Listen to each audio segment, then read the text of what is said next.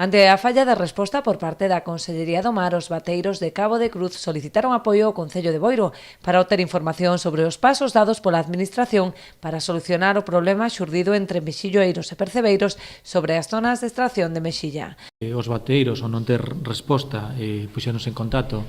co goberno local para intentar buscar unha solución á situación. Bueno, recordar que xa no mes de decembro do ano 21, no pleno da Corporación, aprobamos por unha derogación inmediata do artículo 13.2 polo que se regulaba o réxime de conservación e explotación dos recursos marisqueiros e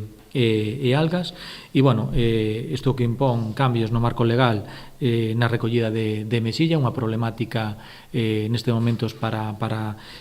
os bateiros, e, bueno, e o que se lle pide á Consellería é que se solucione esta problemática, e, bueno, e que se arranque un compromiso que en futuros cambios se debatan no Consello do Mexillón, non?